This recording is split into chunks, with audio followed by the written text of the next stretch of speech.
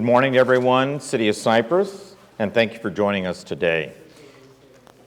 This morning is the third and final public forum to educate and discuss the city's election systems. This is an important conversation, and my fellow council members are eager to hear from you.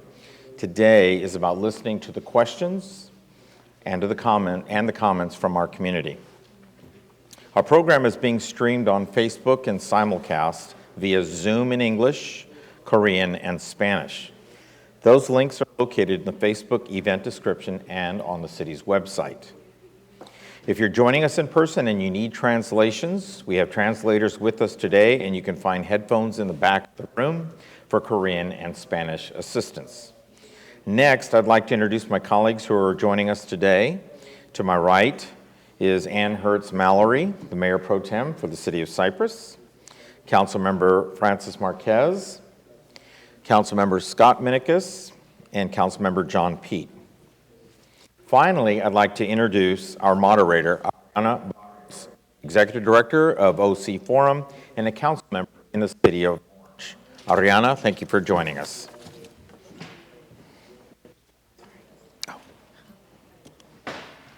Sorry, Mr. Mayor, it's kind of a tight schedule here. Thank you so much, and it's certainly an honor to help the city facilitate this important discussion. So today we're going to do several things. We're going to provide the residents of Cypress with an overview of the city's current election system.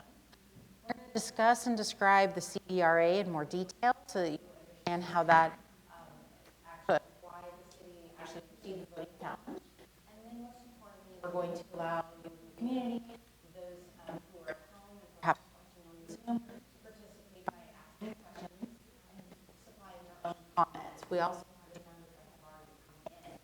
So to begin the discussion, the city has created a short video which we will show in just a moment. But following the video,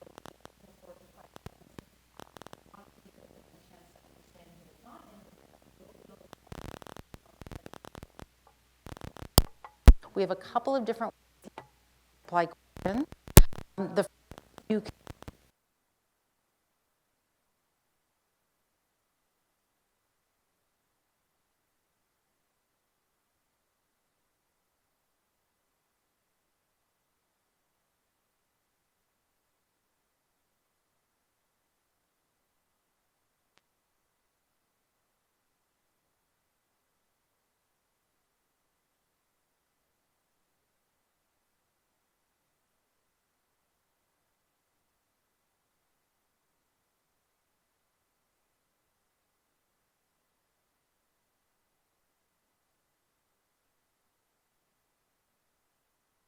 cypressca.org. And I'll say that again, CVRA forum at cypressca.org.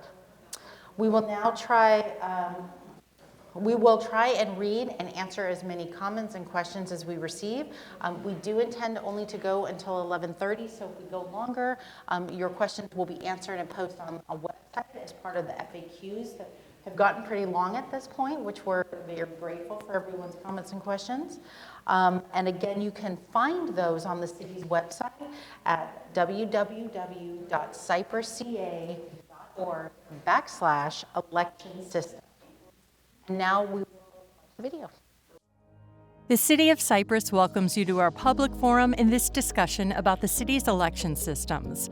In this presentation, we will provide the following information: an overview of federal and state legislation related voting rights and protections, an explanation of the California Voting Rights Act, known as the CVRA, an overview of the CVRA violation inquiry the City of Cypress has received, an overview of current and potential voting systems the city is reviewing, a brief review of the city's most recent election history, and provide several ways for residents to share their comments and feedback. The Federal Voting Rights Act of 1965 was landmark legislation that was born out of the civil rights movement of the 1960s. The legislation enforces the 14th and 15th Amendments of the U.S. Constitution that guarantee equal protection under the law and instituted national protections for voting rights. The Act prohibits any state or local government from imposing voting laws that result in discrimination against racial or language minorities. Examples of past voter discrimination include imposing restrictions on an individual's ability to vote, such as the requiring of literacy tests, moral character tests, or poll taxes. In 1985, the Supreme Court ruled that there are 3 conditions that must be met to prove minority voters have had their rights violated. Number 1, the affected minority group is sufficiently large enough to elect a representative of its choice in a specific geographic location.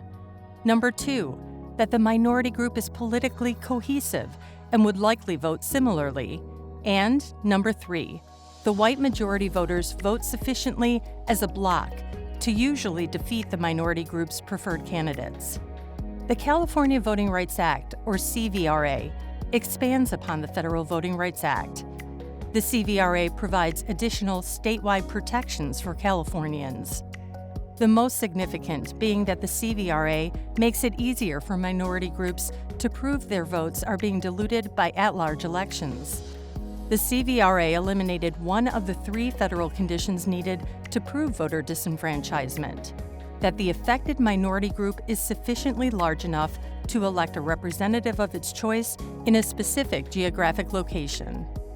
This difference between the federal and state law makes it easier for plaintiffs to assert that a violation has taken place and issue a challenge letter or file a lawsuit against local governments.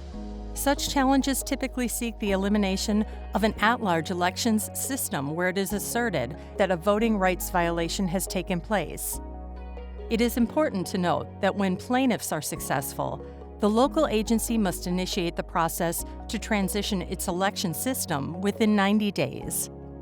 Since its passage in 2002, CVRA has promoted 2 decades of change in the California election process. In all, 216 school districts, 34 community college districts, 137 cities, 35 water and other special districts, and all county boards of supervisors statewide are now electing representatives by district. Prior to 2002, only 29 of California's 482 cities elected council members by district. In less than 20 years, that number has jumped to more than 160. Many of the jurisdictions noted here transitioned to by-district elections voluntarily, but others have changed after receiving a CVRA challenge notification. In September 2021, Cypress received a challenge letter on behalf of the Southwest Voter Registration Education Project and its members residing in the city of Cypress. The challenge alleges that the city's current at-large election system for city council is racially polarizing and results in the vote dilution specifically of Asian voters. The challenge asserts that the city is in violation of the CVRA. CVRA challenges are complex and difficult to defend. They can also be very expensive to the defendant. When cities lose such challenges, they are responsible for both their own legal expenses and those of the plaintiff. The city of Cypress is currently assessing the merits of the CVRA challenge. To date, the city has not found any merit to the allegation that it is in violation of the law. The City Council is carefully reviewing its current electoral process and is seeking expert advice on next steps. This includes an initial demographic study of the city's population, past election history, and willingness to defend against a challenge. The city is also seeking community input through these public forums. Furthermore, in many cases, cities that have not changed the election process voluntarily faced formal lawsuits that changed the election process involuntarily and without community input. All of these elements are being reviewed and weighed as part of the deliberative process. The decision the City Council must make is whether to remain in an at-large election system or transition to a by-district election system. The City of Cypress currently utilizes the at-large election process. What are at-large elections? In an at-large election, candidates campaign for elections citywide. All Cypress voters elect all the council members. For example, If 3 council seats are up for election, Cypress voters select 3 candidates. Candidates may live anywhere in Cypress. Candidates who are elected represent the entire city. It is important to note that at-large election systems are typically the trigger for a CVRA challenge. Alternatively, if Cypress holds district elections, the city may be equally divided by population into city council districts. Voters will no longer be able to vote for all of the seats on the city council, as occurs with the current at-large election system. Instead, they will only be able to vote for the seat that represents their particular district. In addition, candidates must live in the district which they hope to represent. Candidates run and campaign in the district where they live, not citywide. District voters choose one candidate to represent them. For example, if 3 council seats are up for election, voters select one candidate to represent their district. Voters in other districts would do likewise. Because not all districts are up for election at the same time, there may be some years where cities do not have a city council election. There are several different types of district elections, and as previously noted, single-member district elections are the most common. Voters in a district elect a single candidate to represent them. Other examples include the Orange Unified School District, which utilizes an at-large, by-district process. All voters may vote for all open seats on the ballot regardless of trustee area. However, candidates must live in the trustee area they hope to represent. Another example, cumulative voting, means voters may cast as many votes as there are seats up for the election. For example, if 3 seats are up for the election, a voter may cast all 3 votes for a single candidate or distribute those 3 votes among multiple candidates. The candidates with the highest cumulative number of votes are elected. Should the city decide to change its current process, there are many district options to review.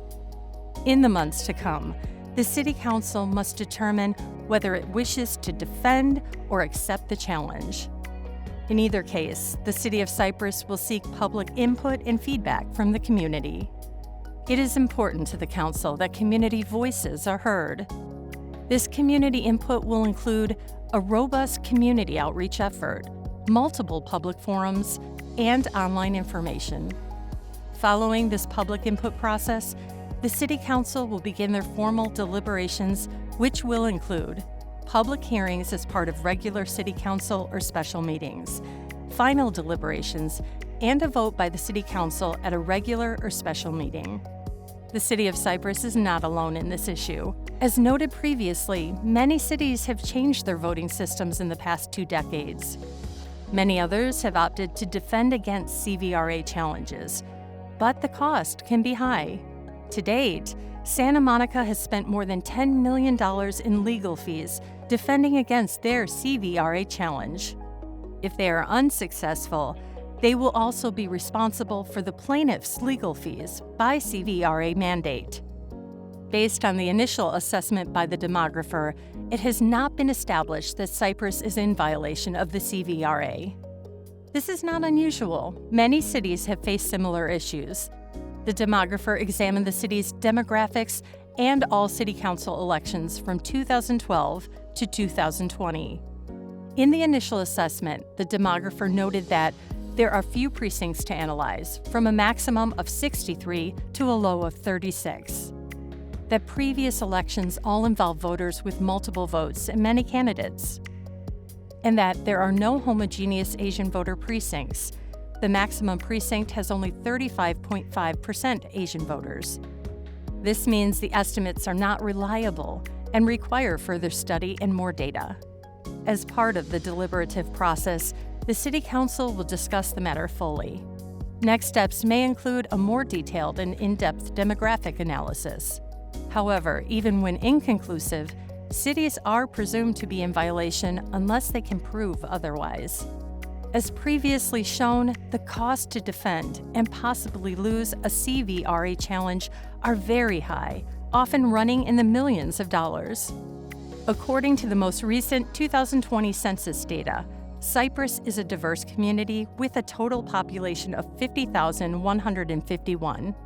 As shown by our current demographics, the Cypress community is comprised of primarily whites, Asian Pacific Islanders, and Latinos.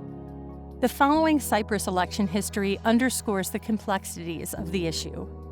The city's CVRA challenge specifically referenced Asian voters and the possibility of racially polarized voting and/or vote dilution for this protected class.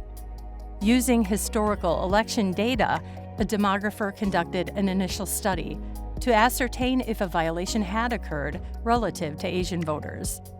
In Cypress's case, the data is unclear. For example, in the 2020 and 2018 elections, candidates who won were favored by voters overall, including Asian voters in at least one instance. However, in each of these years, there was also one other candidate who was preferred by Asian voters who was not elected. Because not all candidates preferred by Asian voters lost, the results are deemed inconclusive. If Cypress chooses to move to district elections, the city is committed to an open and transparent process. A public process would begin to draw the maps outlining each district. Map drawing tools would be available online for anyone to create a map for consideration. Public meetings would be held to explain the guidelines and principles for drawing a map. Maps can also be created during these public meetings. With public input, similar maps may be combined. Typically, 3 or 4 final maps may emerge for public comment and council deliberation. Several key principles are used in the districting process. Districts must include communities of interest, be compact, be contiguous, have visible natural or man-made boundaries, include respect for past voter selections, and plan for future growth. CVRA challenges may impose additional considerations during the districting process. When a CVRA challenge is issued asserting minority dilution, that population will be taken into special consideration when districts are created. When possible, a majority, minority, or plurality district will be created to ensure those voters' preferences are not diluted.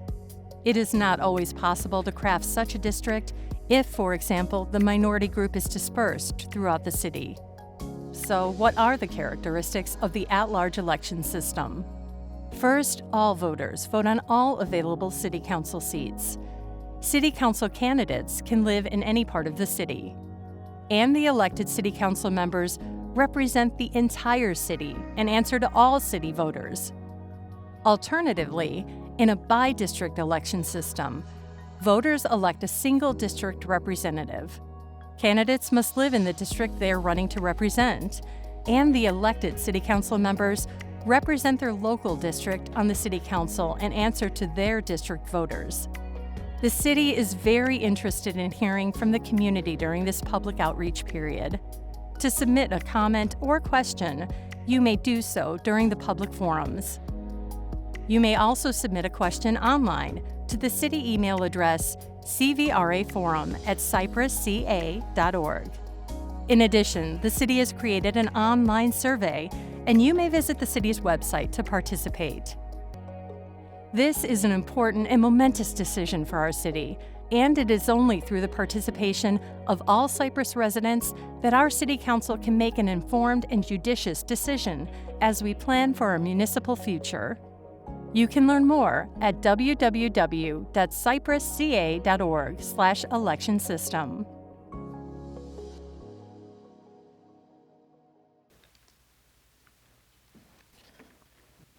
Mr. Mayor, honorable members of the City Council, hopefully that provides our community and those watching at home with a strong grounding in this issue and what the city is facing.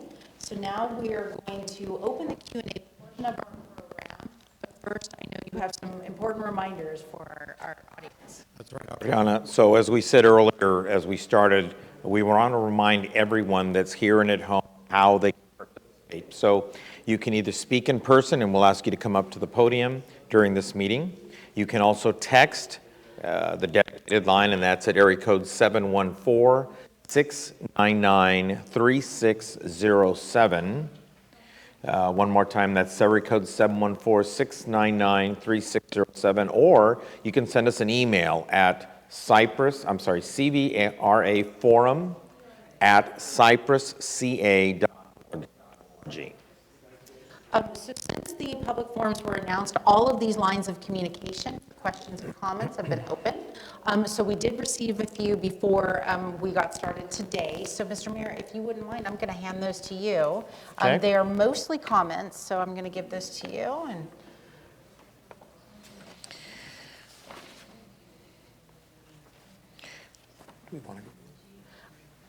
I think we just start with the name. Okay. So the first one is a comment, and it comes from Harumi Luchak. It says, I live in the city of Cypress for over 20 years. I'm a member of a supposedly a minority group, Asian, and I'm very happy with an at-large election system. All 5 city council members answer to each one of us residents, not just residents in their district. I really like that all 5 members are accountable to run the city in its entirety and not just a piece of Cypress for each member. This way it requires them to be more cohesive and requires each one to work united and as a group. I want my vote to count for the entire city of Cypress, not a piece of Cypress. If I can have a voice in voting for all 5 city council members, why would I want to settle for voting for just one of them every 4 years? If the city of Cypress is to go to district voting, I will be losing 80% of my voting power. Why do I want to do that? As a district, the city of Cypress will be divided. The city council members will all be split, each one more concerned with their own piece or corner instead as of a whole. I was told that the city of Cypress was sued because it's racist. Really? In my 20-something years of living here, never once have I felt discriminated. Cypress is not a racist city. It's a very diverse city where every race live in harmony with each other. Splitting into districts will destroy this harmony. This is a city I am very proud to be a part of, and I want to have a voice in the election of every single representative of my city. At-large elections keep a city united. District elections divide the city. Please keep Cypress as an at-large election, and I would like to see the city of Cypress do whatever it can to keep it that way. It's worth the fight. Thank you. And the other one starts at the bottom there.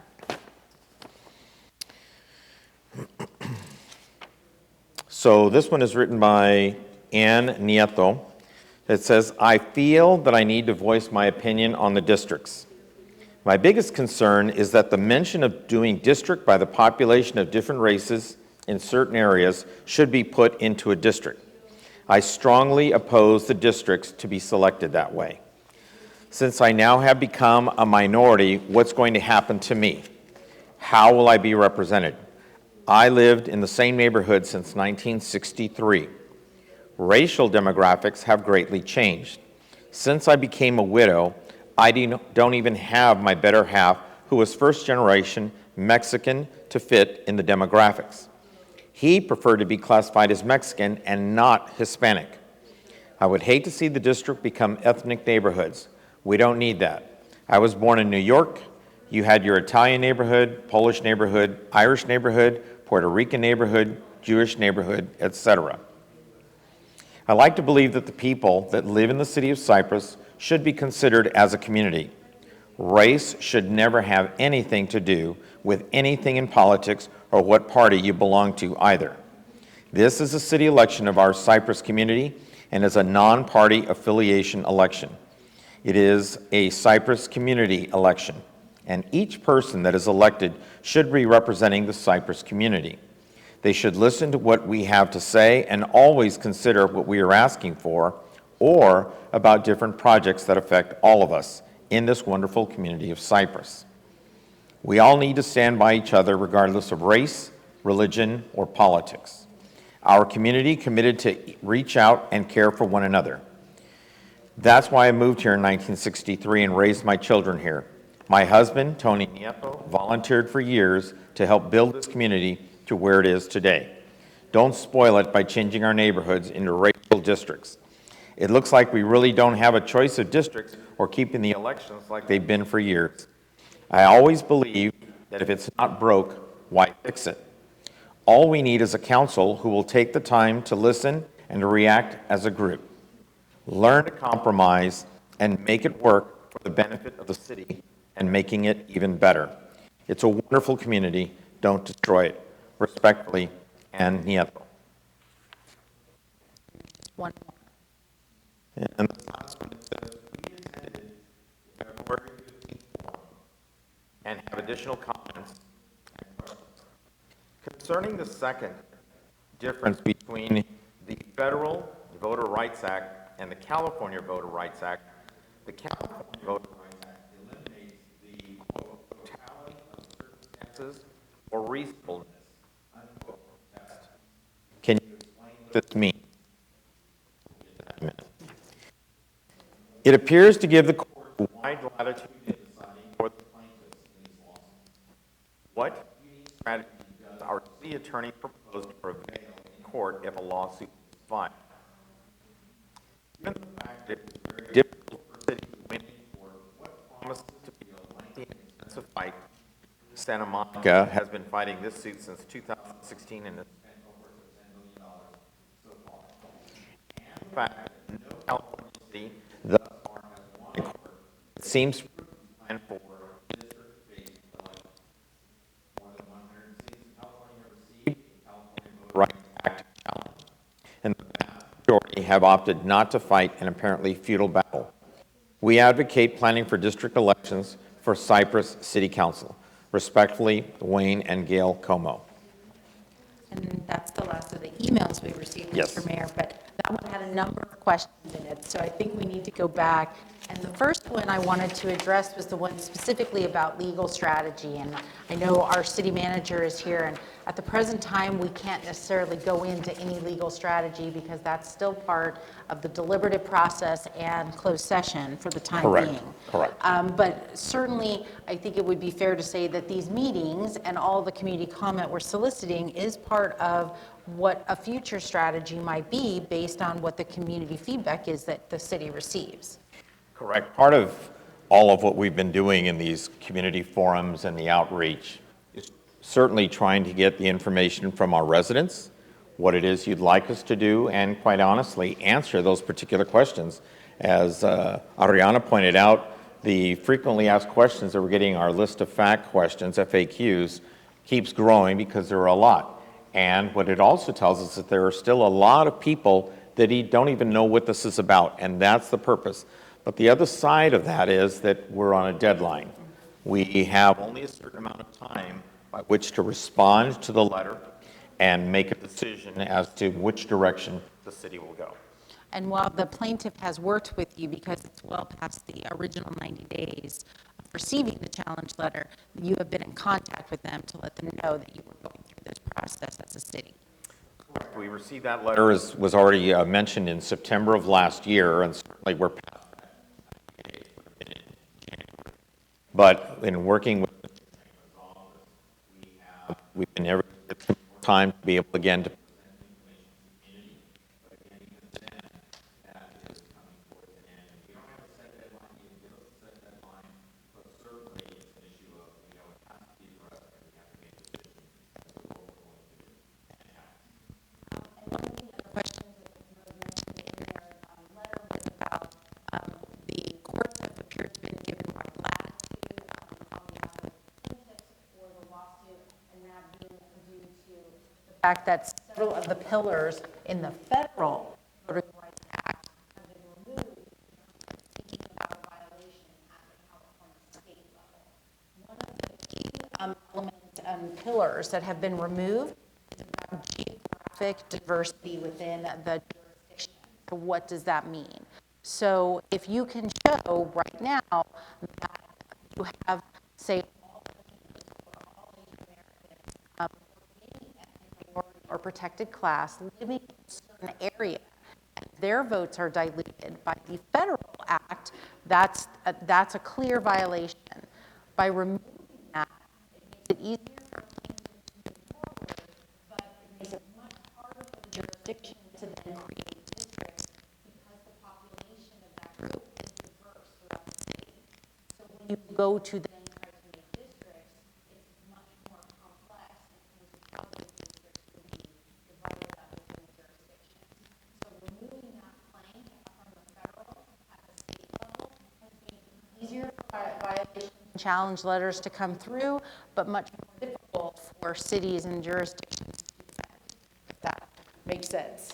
So give you another, a clearer example of one of the things that has happened and one of the more difficult challenges that the City Council has faced, which many city councils in the past always has to deal with, is the misinformation that's out there. There are a lot of things that get said. Certainly there are always differences of opinion. People have their particular thoughts and their processes. But what I've always encouraged people to do is to find, if you don't know, ask questions. Call City Hall. We'll direct you to those informations and to the websites. We'll direct you to those FAQ, the frequently asked questions. But one of those is we had a newspaper that said, so the City Council is dragging its heels. And I was quickly responding and said, absolutely not. We have been, since the receipt of that letter in September, doing a number of things. So what's one of those that will help understand what we're talking about? We contacted demographers looking at these numbers. We saw some of them up there in the PowerPoint presentation. And when he looks at the numbers, and the number I wrote, which I know is already from the previous one, but you have an Asian population of 30%. And one of the first things the demographer tells us is, well, the situation is, here's your city. There's not one particular area in your city where there is a large concentration of Asian residents. Okay, so if we were to break it into districts, how do you go about doing that? How do you create this district to strengthen or give those Asian families that choice that this entire the Rights Act is about in California, the federal, and that's what's so frustrating. So it's a matter of, okay, we give up. Now it's a matter of our next step is to get this information out to you. And where do we go? It's the population, same thing. There's no particular pocket of the city, area of the city, but the number I have is 17%. I think it's now 19% Latino. And even with that, as I pointed out, and we had a gentleman also point that out as well, what makes this even harder is people are grouped together.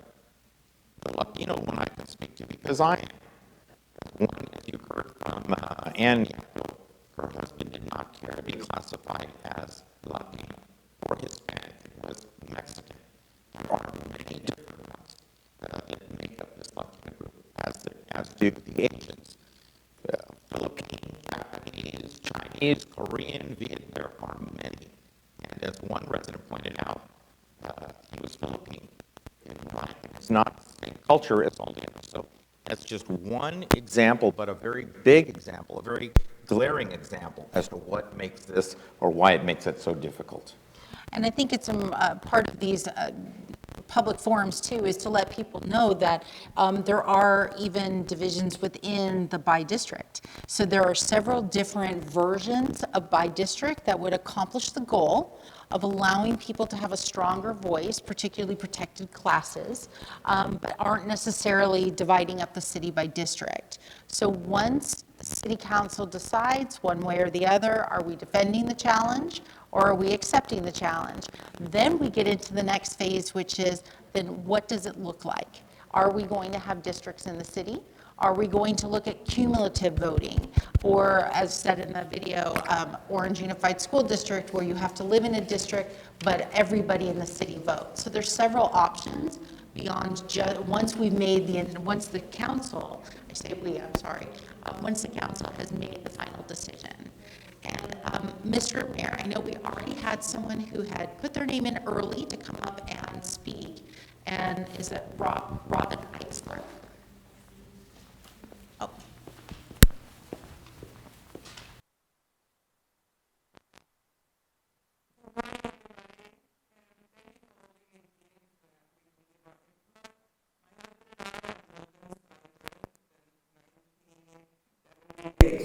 And we've been in our house since 1980. We're not planning to move. We like Cypress. And up until recently, I never even thought about the fact that Cypress is about half Asian and half Latino. Never occurred to me. I'm Jewish and white, so I don't even belong here, I guess, but I don't know. I thought about the fact that this is my city, and we all live here, and we all care about the city, even if we have different views. And that's another thing I want to talk about, is the fact that all 5 council members have probably heard from me over the years on something, when I get upset about something, and hopefully I write also when I'm happy, but mostly when I might be upset.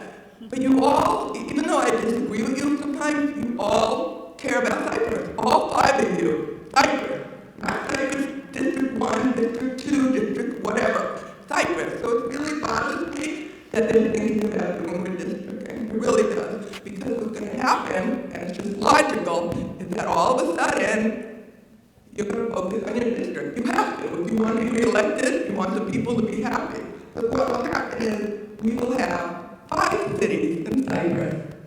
Cypress City A, Cypress City B, obviously 5 different Cypress cities. And it's not going to be good for the whole community. Cypress, what makes it so unique, and the people at home below, but what makes it so unique is the fact that Cypress is a small community with a very large group of national and international companies that are headquartered here.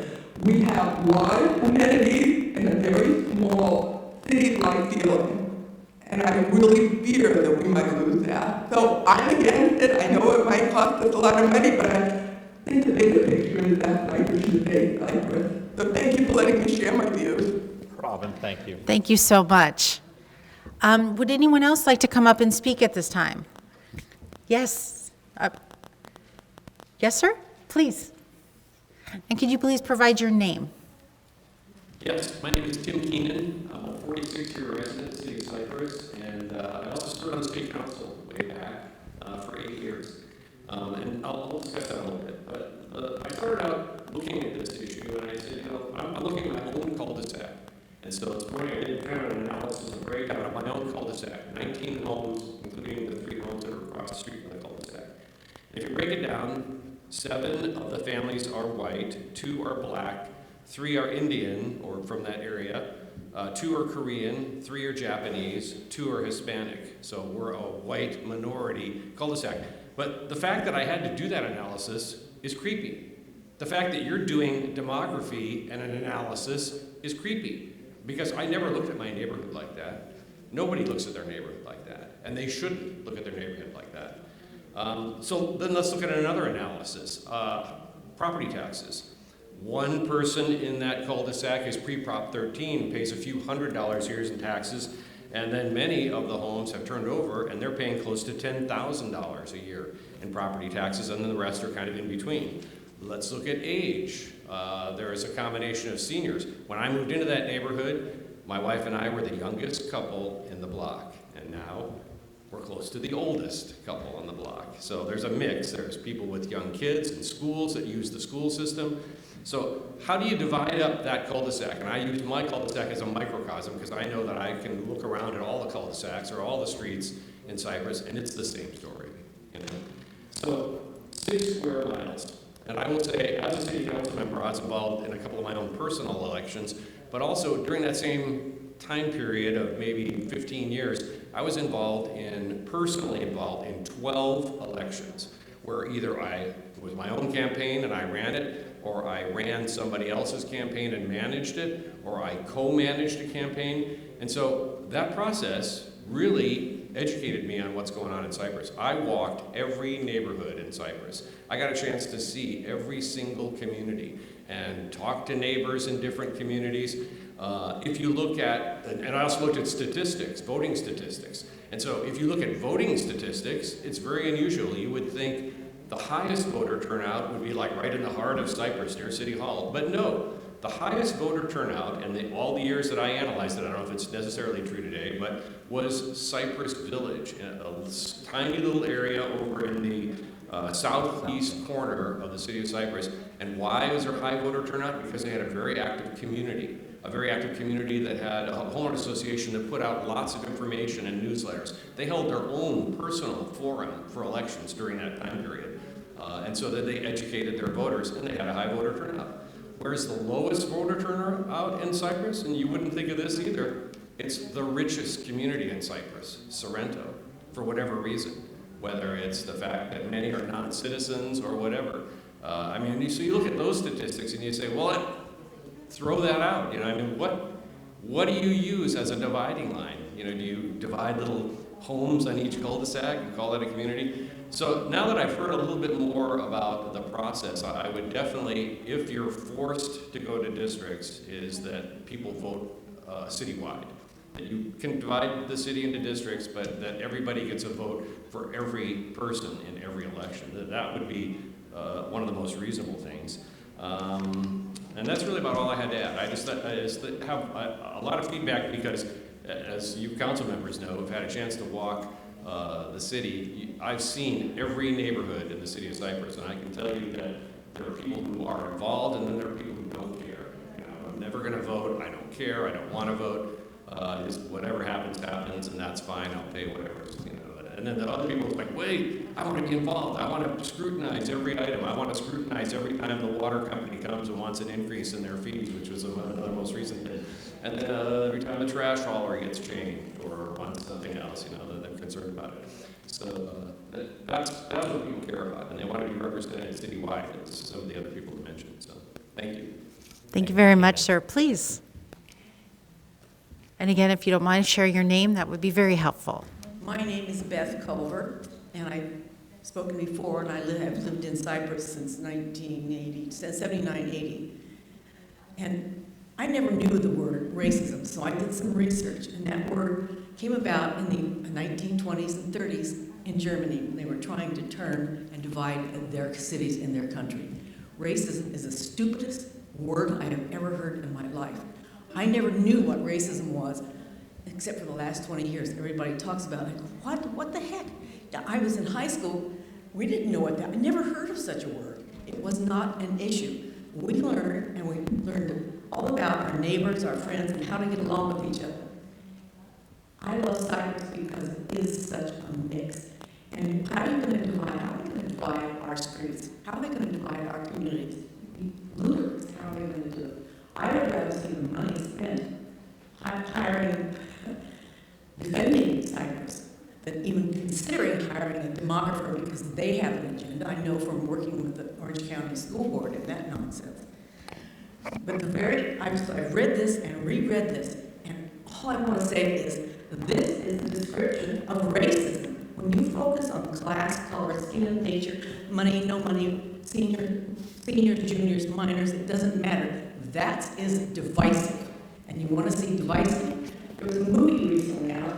It was filmed in Austria. It's about in Germany, and it's about these. It's the line of separation. It's spoken in German, but you don't need the subtitle. You know what's going on. It's about the division of the country after the end of World War II. We don't want that, and that's what redistricting is to me. It's divisive. What's the little saying? Divided we fall, ha ha ha, united we stand. That's not an old sentence, that's a biblical one.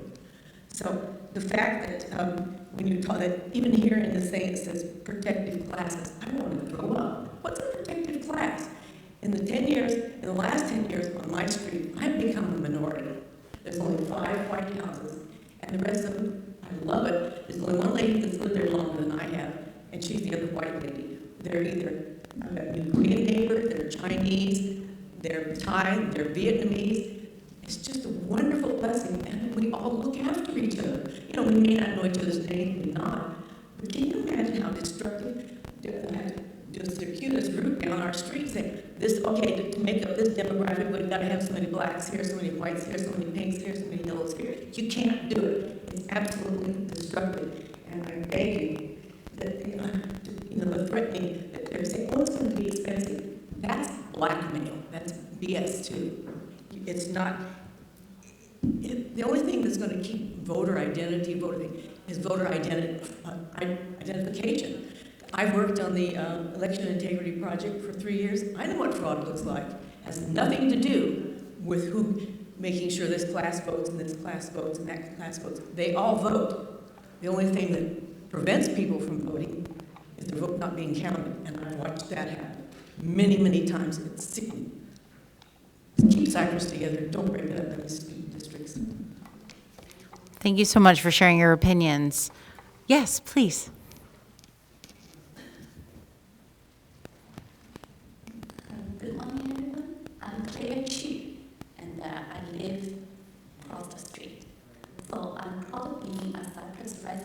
I love this beautiful city and peaceful city.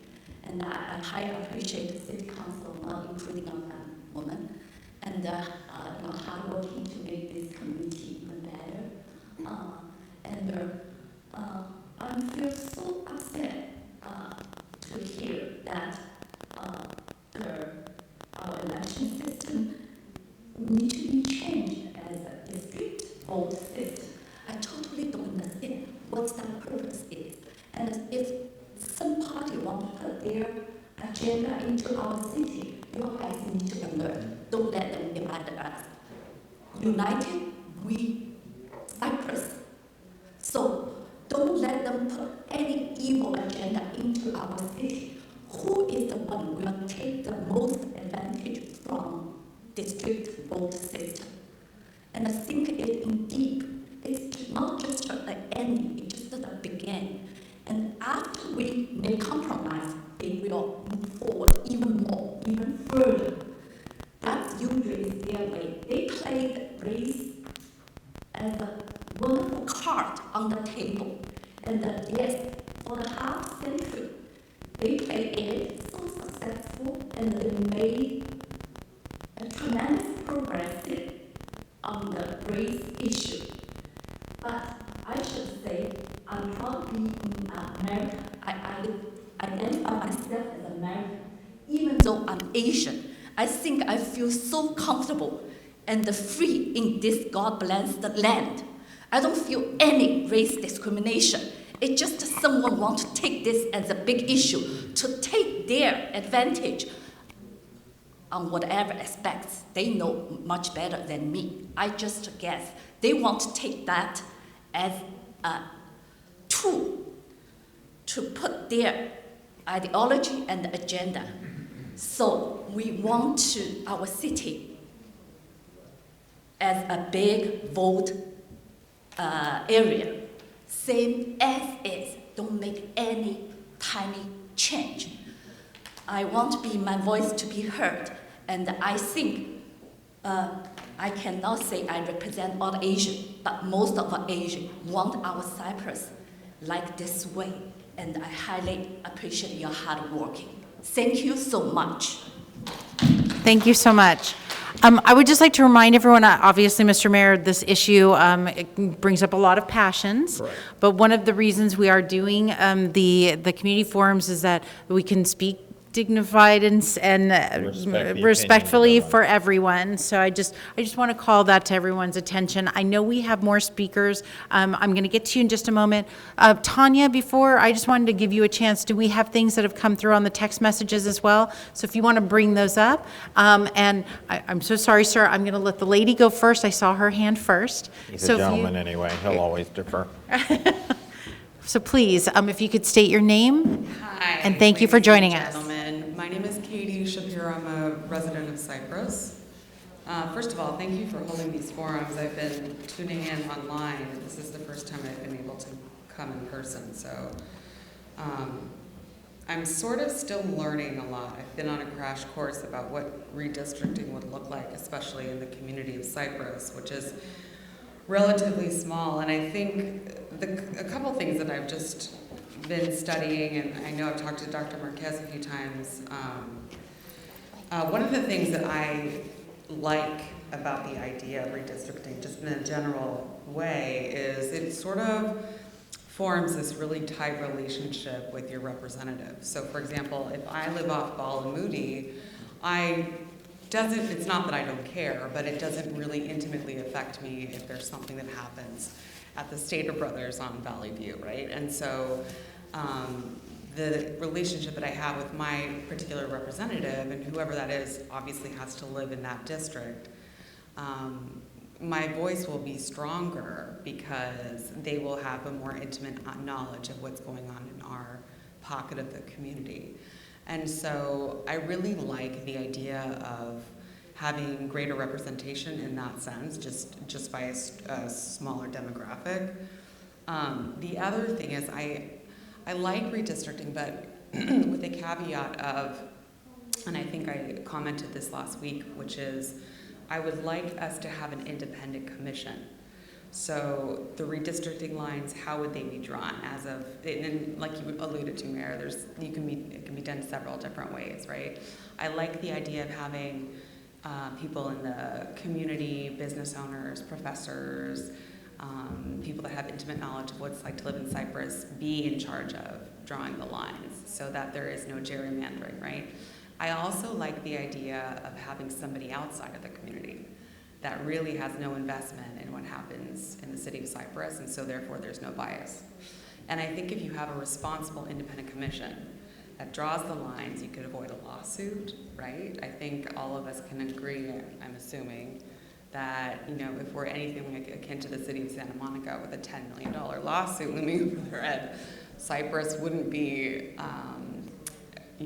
would be more apt to, I think, look at what it would mean to have redistricting in our community. And I think in terms of the racism element, I mean, you know, I could go on and on, but I just, I think where I've seen it work has been that there's a camaraderie that you develop with the people in your neighborhood and your community, regardless of whatever the racial demographic is that makes up that community. And as I saw at the beginning, which I still have to do some fact checking on, there is no heavily diluted racist or minority group represented specifically in that community. And so it would look a little bit more spread out. And I think where I saw this being debated, we were talking about really quickly, I'm just gonna grab my little notebook here. Okay, so in regards to cumulative voting, right?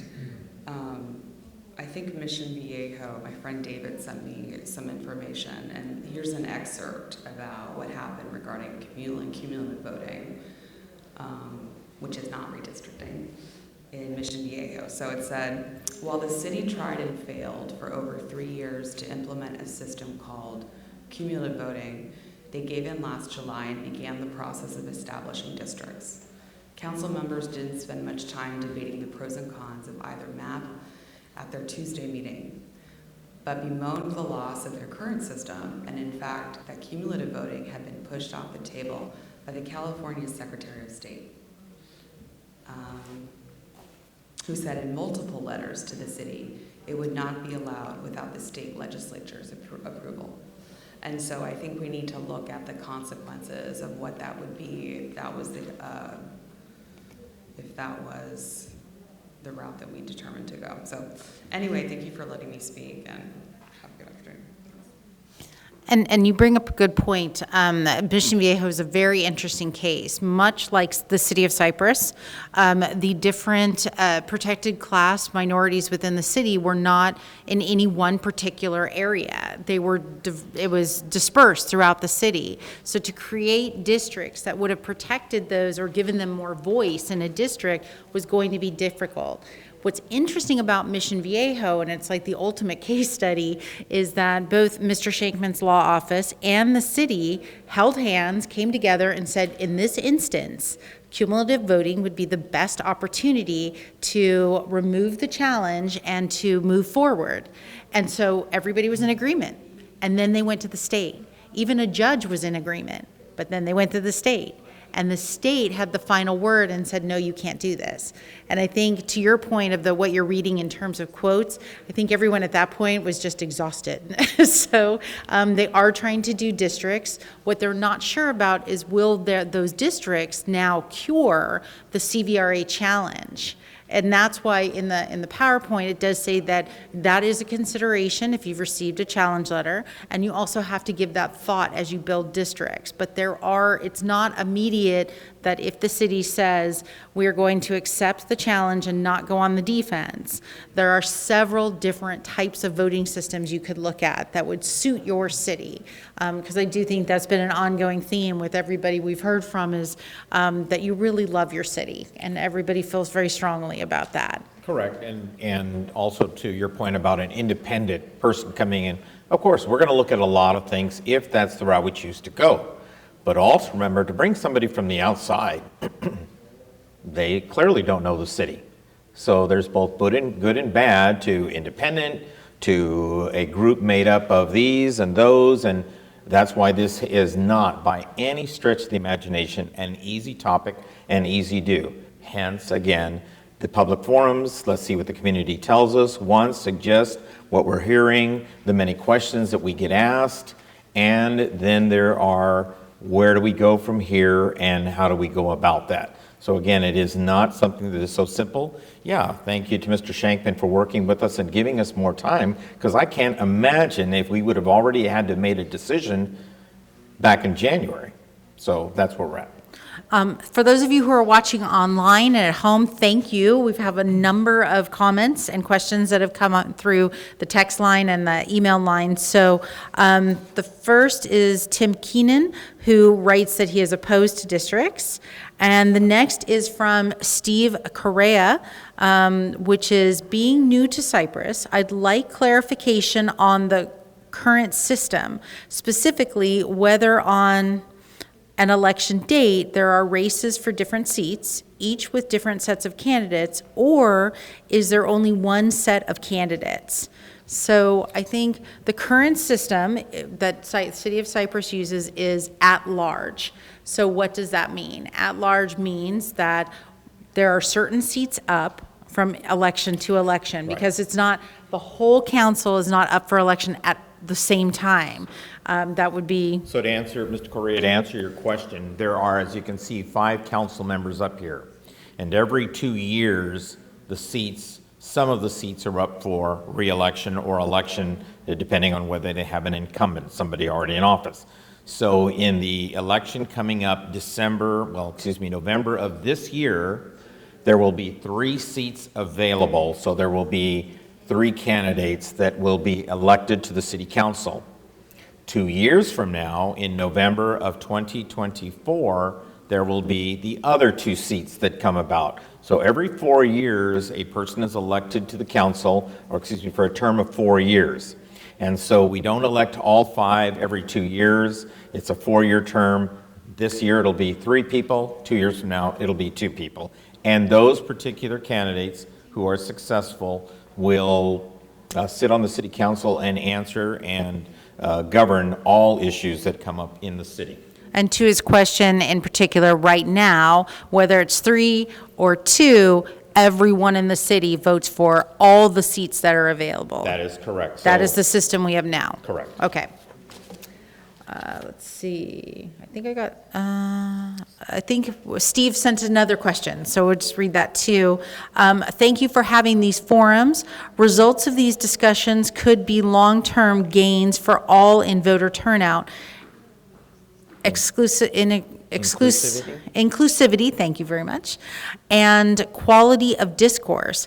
Patience for getting this right, patience for the best option will be rewarded as opposed to rushing past public input. The council is making the right steps here. Thank you, Mr. Correa. I'm going to put that one aside. Okay, this is a long one. You want this one? You get this one. So this comes from Claire Chu. I am a member of a minority group, Asian, and I am very happy with at-large election. All 5 city council members answer to me, not just one of them. I really like that all 5 members are accountable to run the city in its entirety, not just a piece of Cypress for each member. This way, it requires them to be more cohesive and requires each one to work united and as a group.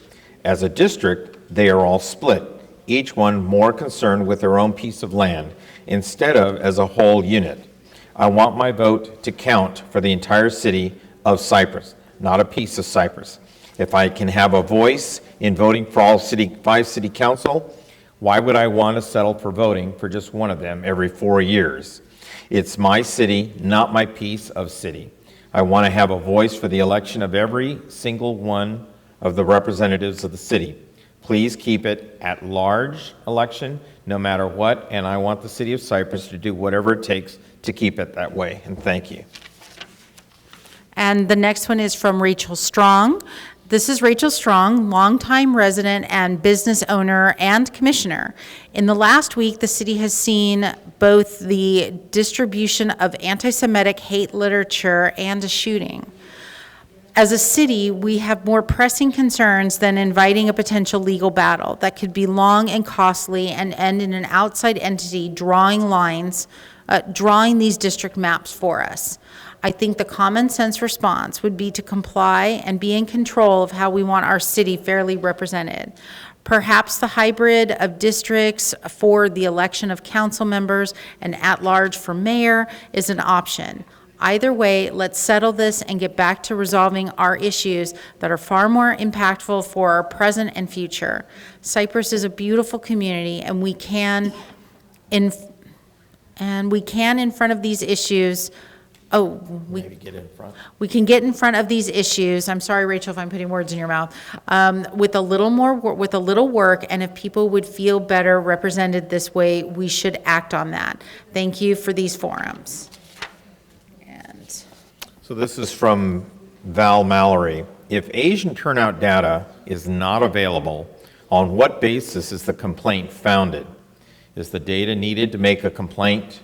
And thank you. So 2 questions there. Right, and I think, Ms. Mallory, if I'm recalling correctly, you had actually sent in this question as well. And it's not so much that the data isn't available, it's that the initial assessment that was done by the demographer, all of his initial assessment isn't available, that we couldn't share on the city website. Right. So I believe we have, in the presentation, we used 2 election years. He did a few others that the city is looking at and is using, and those are still part of your closed session deliberations. Am I correct? Correct. So unfortunately, we just couldn't share it at this time. But Ms. Mallory, I want to assure you that it is being looked at and it will be made public at a later date. And this is anonymous. So there's no name on this one, but it asks, how do we implement in our at-large system the ability to give multiple votes to a single candidate? So what this individual is asking about is what we would call cumulative voting. So in the same way right now, when the elections come up, depending on if there's 3 seats available or 2 seats available, you as a voter have that many votes. The same would happen in cumulative voting. However, you have some choices with your votes. You always do, but this is an interesting change, that you might decide that you wanted to give all 3 of your votes available for the 3 seats to Councilmember Pete, or you may decide that you want to give all 3 of your votes to Councilmember Marquez. So you can do that. And especially when you're talking about different protected classes of folks, they may band together and say, everybody in the Latino community would like to vote for Mayor Pro Tem Hertz Mallory, and we're all going to do that, and that gives them a larger vote without necessarily moving the city, dividing the city by districts. So there's a couple of different options in the way that would work. All right, and you have waited very patiently. I'm going to let you have your say. Thank you. My name is Carlos Ramirez. I've been a resident since 1971. Raised our children here. Thank you for the opportunity for allowing the public to speak. First of all, I'd like to comment that I'm very happy with the at-large voting mechanism we have now, and I'm very sorry that some people feel that that's not representative of their ethnicity. I hope this can be resolved shortly, although it seems to be protracted. But I have a comment or a question. Looking at the 2 different voting systems, at large versus district, has any estimate been given to the fact that once we get this resolved, whatever method we end up with, what's the ongoing cost of supporting one system versus another? Well, one of those costs, one of the things we talked about, we don't have, in fact, I always look to the city manager because he always seems to have numbers right off the top of his head, but one of those that I know he does, and it's every 10 years when the census comes out, then the city itself has to look at its districting. And so there would certainly be a cost, but that's where I don't know what that cost would be to facilitate us in, okay, that's what the districts look like now. Now, with 10 years later, the districts maybe need to look like this, and there's a cost associated with that. We just don't know what those costs would be, but yes, there is an ongoing cost every 10 years. That's principally what it would be. The city would still have, and this one I know I would always look to the city clerk because she works in conjunction with the county of Orange, but Whether we put 2 candidates or 3 candidates or however it is, whether it's by districts, that's pretty much going to be the same. So that's more an informational, administrative process that needs to get done. I think the larger cost comes with every 10 years. Certainly for a candidate, not having to campaign throughout an entire city, that's more of an individual cost as opposed to something that affects the city. I hope that answered that. Thank you. Right. And just to expand on that a little bit, my own city went to districts 3 years ago. Last year, or 2020 was the first year we ran in districts. I was elected into a district. I actually drew the short straw because we had to keep on the right types of alternating. So I will have to run again this year. But since the census has come out, the new census data shows that my city and the demographics in the districts we originally drew changed dramatically. So my particular district grew by 3,500 people. So that instantly triggers that every other district is going to have to change because we were out of proportion from district to district to district. And what was interesting, the most interesting thing, is that our Latino population in the city actually also changed dramatically in terms of the distribution. So what was originally deemed as the pure, where the protected district for Latinos actually shifted to another part of the city. And so now we're looking at, okay, that's the district we need to protect and to make sure that those lines stay the same, but everything else needs to be proportional. So now we'll go through this every 10 years. It's unusual that we just kind of went boom, boom, boom, but it does impact exactly how your districts look over time. So, yes, ma'am. Robin. Of course. Listening to everybody and talking, I have a question. And again, this is because all of a sudden now I have to think of Asian, Latinos, and the rest of us, I guess. What do you really see is the benefit of having a council member who represents the Asian community, the Latino? What exactly do they want that they're not getting? I mean, are they going to be putting signs up in Spanish and an Asian language? What exactly is the purpose of having that breakup? I don't understand because I don't think like that. And I think I think you bring up an important point that's important for everyone to understand, is that why this issue gets so passionate for everybody is that while you may not necessarily individually understand, I may not understand being a Latina, having grown up in those neighborhoods, I may not understand Asian Americans. The point is that we're respectful, that there are people who don't feel exactly how we feel on this issue, and that it can seem divisive, but we just need to handle it with sensitivities. In terms of what does anyone want, I don't think that any of us could answer that right off the top, but I think it's important that someone else brought up, and I think you, ma'am, in the red in the back brought up protected class. That is an element in our state law, and it is important that we respect that, and legally we have to adhere to protecting protected classes.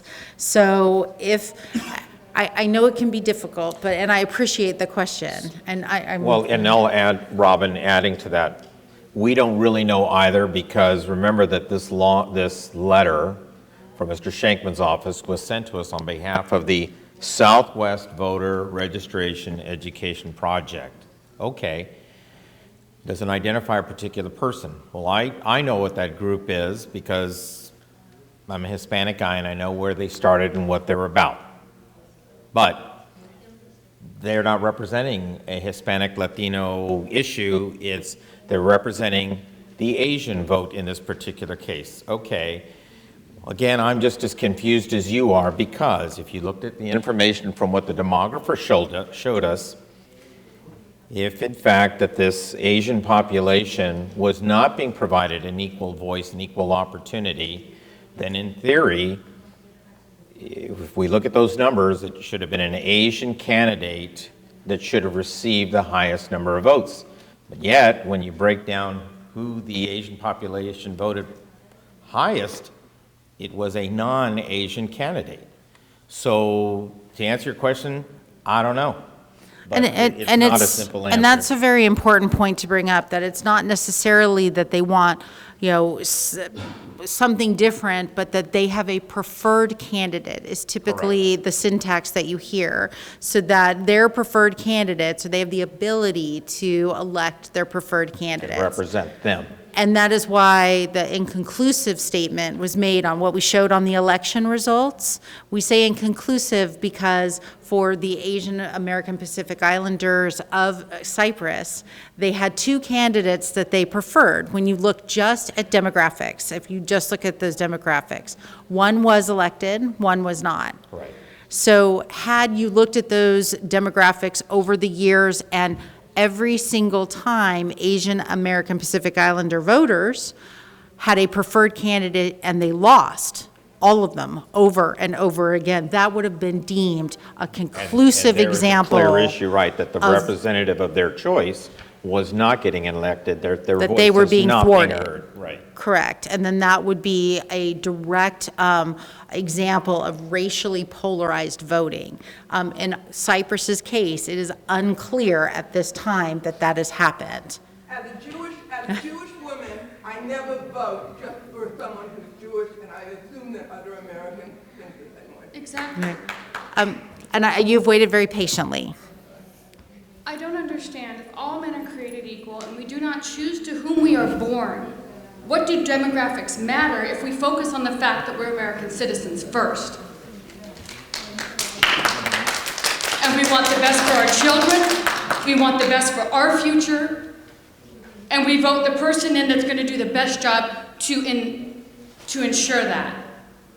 So I'm so sick of the racism in demographics. Does it really matter? We're Americans. We vote American. And that's your name? I'm sorry, I didn't get that. Amy Celentano. Been Okay, a resident for over 25 years, and I'm just sick that we want to change Cypress. Cypress is perfect, just the way it is.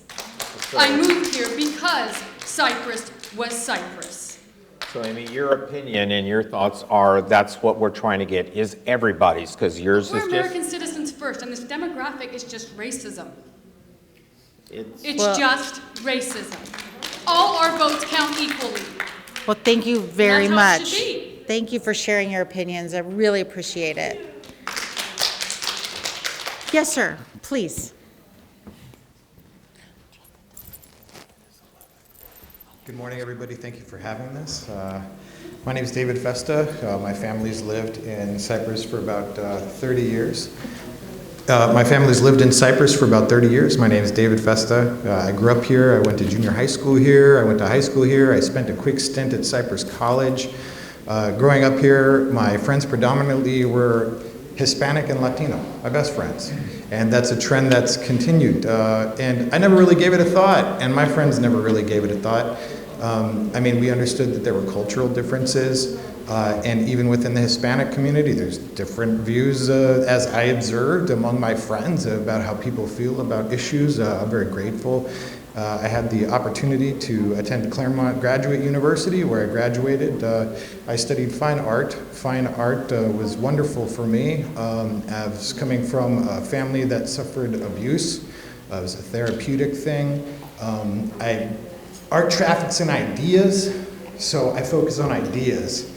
And so one of the things when you go through the university system in California, is a lot of the pedagogy that they're teaching, or the curriculum that they're teaching, is based off of a concept called racial essentialism. And what this means is that race is the only thing, or the number one thing, the main thing, that matters to your life. And if you do not get that right, everything else is going to collapse. That was not what I observed growing up. That was totally crazy to me to hear that. But yet it was being taught. And being in grad school, that's wonderful, because I want to hear the bad ideas and the good ideas, so I can figure it out for myself. So when I started hearing about, when I was reading and, thinking about this redistricting, I started to think about sort of my transition from being a hardcore leftist supporting Bernie Sanders to seeing that there were minorities on YouTube that were African American, that were Hispanic, that were Asian, that were saying, Donald Trump's not racist. These people aren't racist. And I followed them. I kept listening to what they had to say because they were minorities that were giving a different opinion.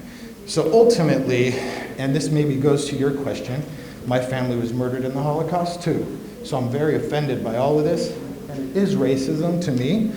It seems that the lawmakers in California are racial essentialists that believe that by promoting racism in a positive light, they can eradicate people's racist thinking, which is ridiculous because racism is it's like sin. It's not anything that you can't control people's hate in their heart if they're stupid. Like, that's what they choose to do. So just to wrap it up, it seemed to me that when I was looking at the concept of redistricting, all those people that said, hey, I'm a minority, I don't vote with a big block of minorities, and I started to think, well, what happens when you lasso all the black people, and lasso all the Asians, and lasso all the Hispanics? You just lasso them all together. What happens to the dissenting minority opinions in those communities? Do they get a vote? Do they have a chance to say, I'd like to vote somebody that doesn't vote with what the university and the Democratic Party says is a real Hispanic? Because the Democratic Party is involved in calling black men the black face of white supremacy. They're involved in calling you not Hispanic. They erased your identity. And the reason it stays around is because it's in the universities and people that don't know, that are busy having jobs, that are busy trying to raise a family. It's difficult to get into this subject matter and really get down into it. I have a master's degree. I've gone as far as I can with this degree, and it's taken me several years to get through all the garbage that is laid down on us. This doesn't help us move forward, and I feel like it is an attack on the American way of life. That is exactly what it is. And I wonder if this is not being funded by other countries through lawmakers in order to destroy the United States. And that's how it makes me feel. I've never had bad feelings towards people. Now when I go out, I'm aware, okay, an African-American gentleman serves me over at the Coffee Bean and Tea Leaf, and all of a sudden my coffee doesn't taste like coffee, it tastes like watermelon juice. And I'm starting to think that these young people are being racially indoctrinated and are making racial hate their way of life. I've had people, black women, stop me at Starbucks feeling it was their duty while I'm ordering coffee to try to tell me that the way I think and feel is wrong. And she doesn't even know who I am. My family was murdered in the Holocaust, and she's assuming I'm a white guy. You guys are terrorists, you're disgusting racists, and we don't want you in this country. Just leave. We want to hear your opinions. It's just very offensive. Sorry for getting emotional. Thank you, guys. Thank you very much. Thank you, Mr. Festa. Well, Mr. Mayor, we're going to take one more question, but we're almost out of time, please. Hi, my name is Harumi, and thank you for this opportunity. I live in the city of Cypress for over 20 years, and I love the city of Cypress. It's a well-run city, and I thank the members of the city council for keeping that way. So they say that Cypress is racist. Please give me a break. In over 20 years, I'm an Asian, I'm a minority, and over 20 years that I've lived in the city of Cypress, not once have I felt discrimination. It's a very diverse community, and that we all live in harmony with every other race. So please don't divide us with this stupid redistricting or districting whatever. This is going to divide the city. Please don't do that. So with at-large, that's what we are right now, at-large elections. Correct. Each one of us get to vote for 5 council members. Why do you want to shorten myself with just one council member every 4 years? That's like, diminishing my voting power by 80%. So if I want to have the voice to fire my city council if I'm not happy with it. It doesn't matter where she's from. Likewise, if I'm happy with that city council, I want to have the power to re-elect that city council. It doesn't matter where he or she is from. I don't want to give that up. District, you will have to give that up because it's only one person that you will be voting for. So, as a voter, whoever filed this violation against the city, in actuality wants to diminish my voting power by 80%. And this is absolutely not acceptable. As a voter, I want the city to keep it at large the way it is, take whatever it takes. I really want you guys to fight, and I think it's worth the fight, and it's worth the money spent. I think that the cost of redistricting every 10 years will probably offset the cost. So thank you very much for the opportunity. Thank you. We have just a few minutes left. Okay, yes. Being a registered voter in Cypress, I have the right to vote 5 council members, not just one of them. Correct. Why? Because those 5 council members serve in this community, serve in Cypress. How can I vote just one of them? That's not right. Okay, and also I would like to say who made the slideshow. I think, okay. I will take responsibility for that. With our approval. Kind of like implies something I don't like, but it's okay, never mind. So it's basically, you can see I'm not go to any party. I criticize whatever I don't like. I'm not based on liberal and conservative, right? It's fairly. And someone in our community works tirelessly to want to divide us, want to split our Cypress, and separate people by races, okay? And if you want to play like Hispanic American, Black American, Asian American, and African American, if you want to play like this, by race, I use your concept. Do you dare to separate the Sorrento area and the Mobile House next to the Bloomfield and the Carson? Dare you? I'm pretty sure you will not doing that, because if you're doing that, you will put a big label, what kind of personality you are. So in this, theory, you should not separate our Cypress with different races.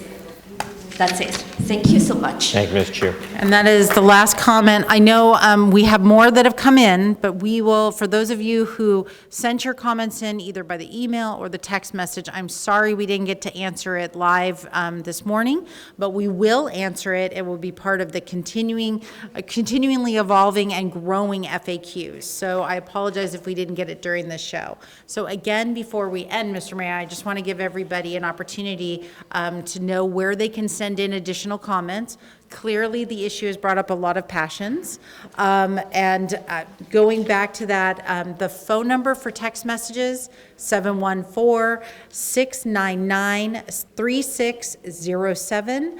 And the email address is cvraforum@cypressca.org. And for those of you who are in the room tonight, or those of you who are visiting through the Zoom or online, the city still will have its survey open for another week. So that survey, which is available in English, Spanish, and Korean, please take the time to go to those links and to be part of that survey. Your voice is important.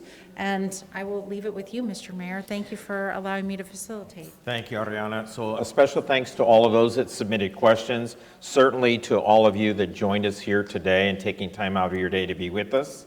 Thank you to my colleagues to the left and to the right for joining me and listening to our residents.